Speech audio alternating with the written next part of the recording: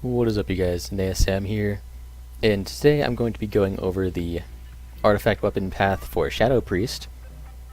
Now I do know there are other ones out there, but I actually did all this math before finding those, I promise. I didn't just go and plagiarize or anything.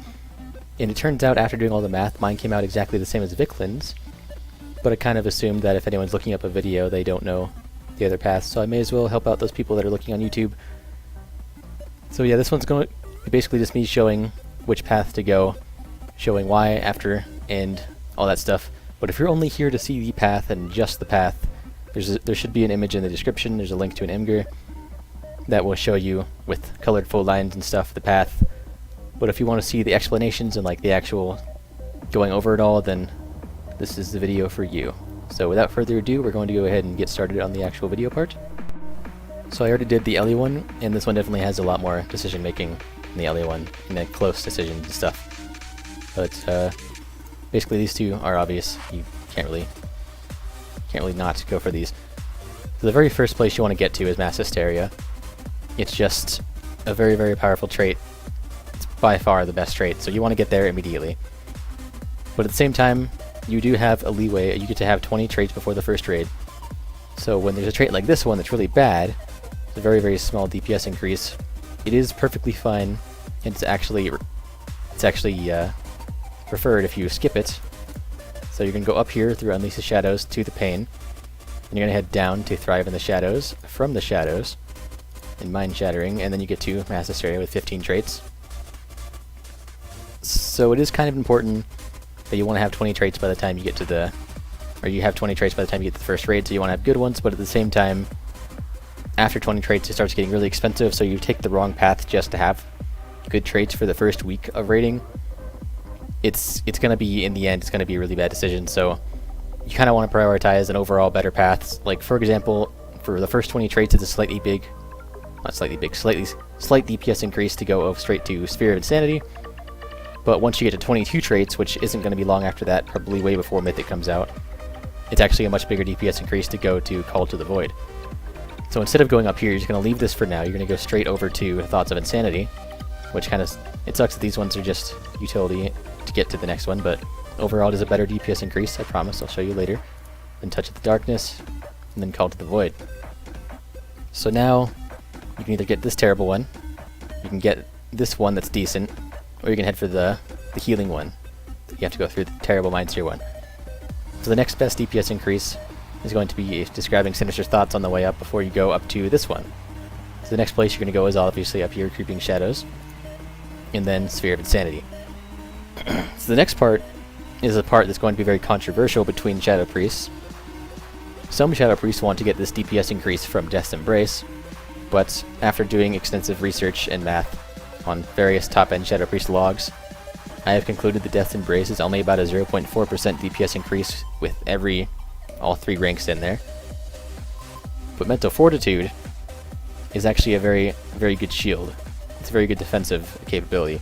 So this one's going to come down to your priorities. Do you want this probably 120k shield every time you get full health and start... it's basically your Vampiric Touch heals you for a shield if you're already full health. Or do you want this small DPS increase? Keep in mind that at the end, the last 3 traits are probably about 4 million artifact power, so you want to make the right decision here. My personal decision is going to be going down here, just because I don't think this is big enough to make up for this huge shield for progression. This is going to be vital to your survival, and this is just not going to be that helpful in the end, unless you have a boss where you really need execute damage, but it's still maxed out. It's like 9 or 10%. I think it's 10. That's your Shadow Word Death is really good Insanity builder, but it's not really that amazing for damage, especially when you can only use it below X% depending on talents. So my decision would be go down through this terrible Mindseer trait that's basically a 0 DPS increase and get this Mental Fortitude, because the last 3 are going to be very tough to get, and it's probably going to take like a month in itself. So I'd rather have this 0.4 DPS increase be the one that takes forever than have to go through this terrible one to get to Mental Fortitude. So then obviously you finish here, then you just start getting these flat damage increases. But yeah, that's the basic path in a nutshell. So just like my Ellie one, I will be showing you each trait in the exact DPS increase, or the approximate or If my math is correct, it should hopefully be exact. But before I do that, I just want to summarize real quick. So this summary is not going to be quite as easy to follow as the LA one because they don't quite line up very well. But basically, you head down this red line, you go obviously to this one, then you go up and around Death's Embrace, head straight down to Mass Hysteria, and you come back here, skip this one, you go straight over here, don't bid this one yet, head down here, basically follow the yellow line next, go down to Call to the Void, and you follow the blue line, which it's a little, the tail's kind of big here, but it basically starts here.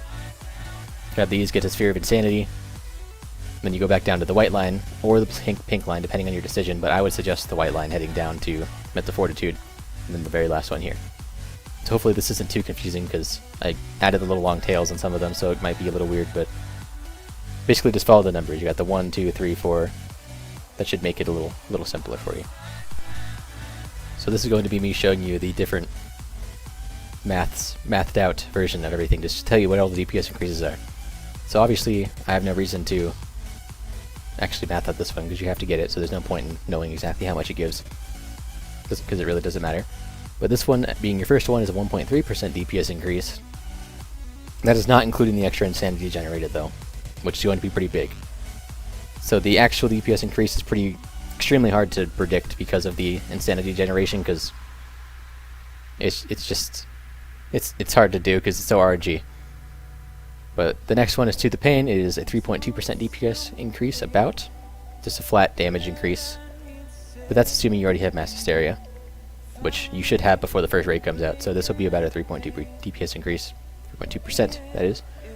Thrive in the Shadows is obviously no DPS increase, but it's really good for survival. It heals you for 50% of your maximum health through Dispersion. Though unfortunately, or fortunately, depends how you look at it. Dispersion is basically a DPS and cooldown nowadays if you use Surrender to Madness.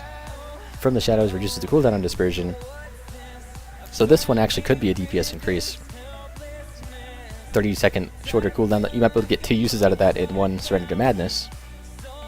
But if it is a DPS increase, it's going to be minimal, and it's not really worth trying to figure out the exact number because you have to get there anyway to get to the best rate. Mind Shattering is about a 1.4% DPS increase. The Mass Hysteria being the best one is about an 8% DPS increase. Now keep in mind that Legion has not actually launched yet. At the time of recording this video, it is currently August 24th, and this has a really good chance of being nerfed because it is really, really powerful. It's basically a requirement. Makes your execute phase just absolutely insane if you're using Surrender to Madness. But yeah, that's about an 8% DPS increase. So we're going to keep following the actual path that I have laid out. Back over here is Thoughts of Insanity. Obviously that is a 0% DPS increase because it's a healing one. Next is Touch of Darkness.